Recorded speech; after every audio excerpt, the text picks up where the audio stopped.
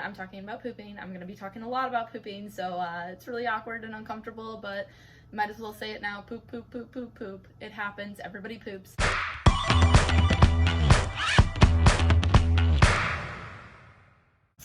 Hey everybody, I hope your Saturday is going well. Today I am going to be doing a story time because I have no other ideas.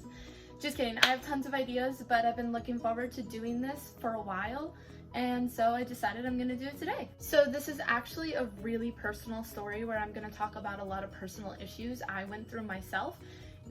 So it may be a little boring, but it's also personal, real life experiences. So I'm just gonna go with it. Let's go. In November of 2000, it was actually more towards October of 2017, I started feeling really sick. Now, up until this point, my entire life, almost every time I eat, I feel sick afterwards. And I thought that it was maybe a mental thing having to do with my whole emetophobia that I have, which is the fear of throwing up. But it became something that I never went to the bathroom. Like, I would go to the bathroom literally 1 or 2 times every 2 weeks. It had always been like that, and I didn't realize until I got older that that is not normal. I didn't realize that you're supposed to go to the bathroom 1 or 2 times a day, and I just wasn't. And I thought that it was completely normal not to go to the bathroom. Like, I never talked about it with my friends. I never was like, oh, I don't poop. So I didn't know. And so I got really sick around October, November of 2017. And at that point, I just wasn't going to the bathroom. I would eat and eat and eat, and it never went anywhere. And it lasted for about 35 days where I did not poop once. And so I felt nauseous all the time, and I went to the hospital so many times. And every time I went to the hospital, they'd be like, oh, we don't know what's wrong with you, send you home, give you some medication. So they had put me on Zofran to help with the nausea. And then they also gave me citric acid, which is what you drink to make you go poop. Didn't work. Then they gave me Go Lightly, which is what they give you when you have to get a colonoscopy. Didn't work. At one point, they even gave me an enema, and it didn't work. And I was in so much pain. I was going to the hospital all the time. I'm gonna insert some photos of my hospital selfies because I took a million. And from these pictures, this is how many times I had been to the hospital. I went on November 14th, November 19th, December 16th, December 30th, January 1st, January 4th, February 15th, February 22nd, 8 times that I took selfies during. And that's not even every time I went, that's 8 times. 8 times I went to the hospital with no insurance, and they had no clue what was going on with me. So I had a total of 10 plus ER visits over 6 months. And it went from being able to eat and not being able to go to the bathroom to not being able to eat or drink, period. And that happened after I went on a cruise. I ended up getting really sick on the cruise, and obviously I was in international waters, so I couldn't go to the hospital. And I remember at one time I had a panic attack because I just felt so sick and I thought I was gonna pass out.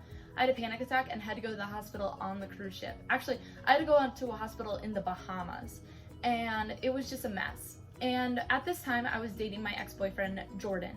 And him and his family didn't understand that I was sick. They all believed that I was kind of faking it, or that it was all in my head, because they couldn't figure out what was wrong with me.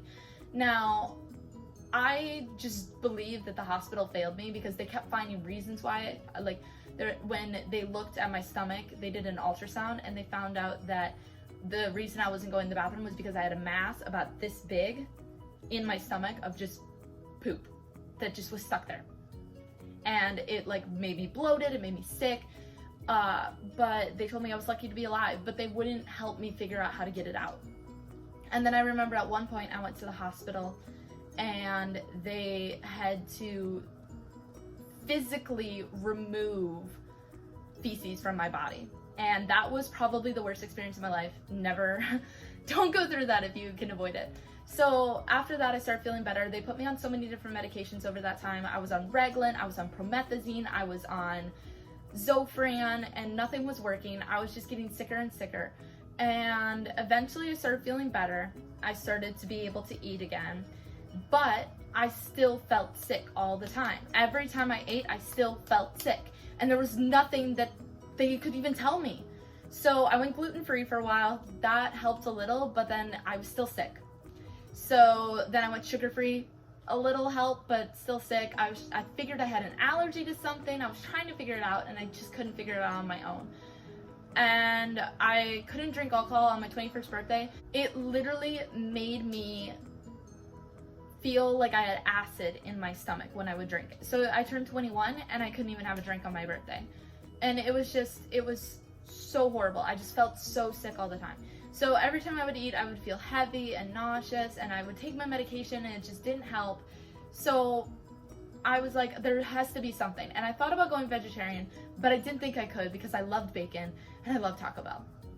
I'm also a big burger person, love burgers. So I figured I could never do it. So on May 25th, I decided, instead of saying that I'm gonna go vegetarian, I decided to go full vegetarian.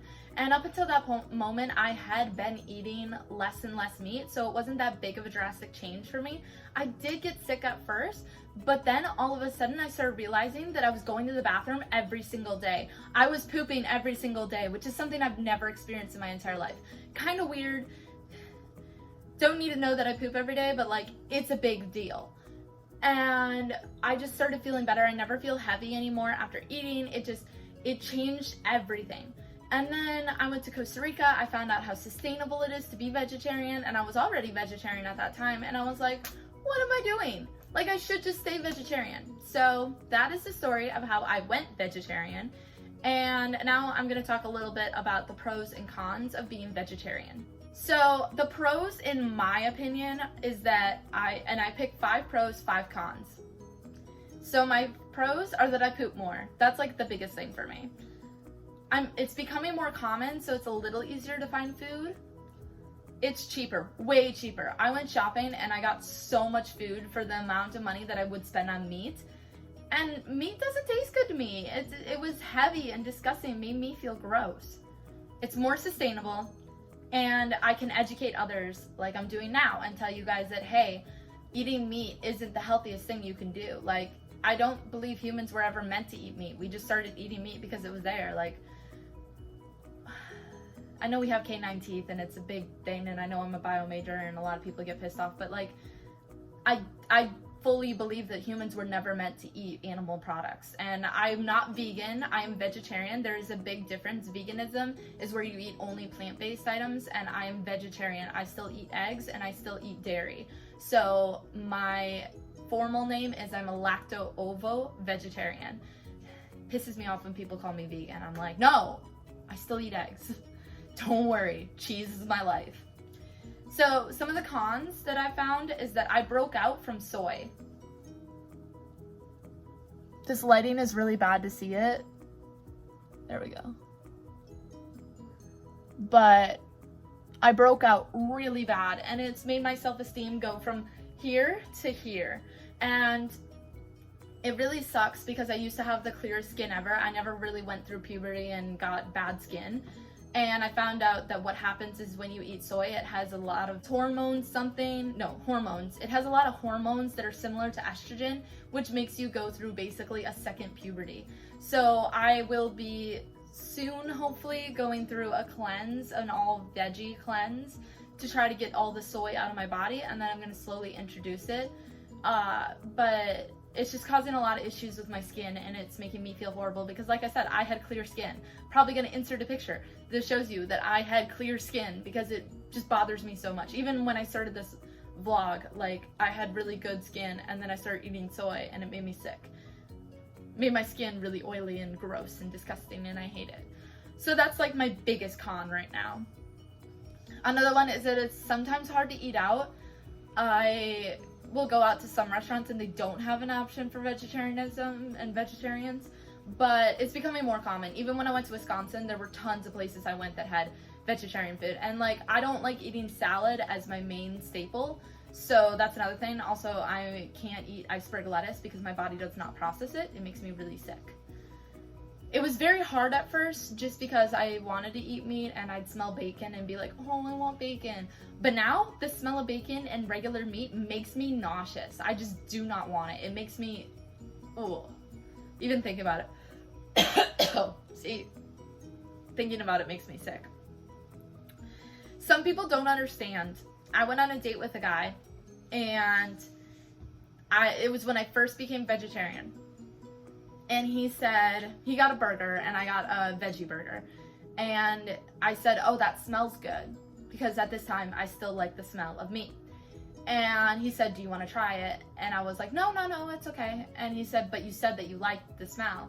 And I was like, yeah, that's something I would order if I wasn't vegetarian.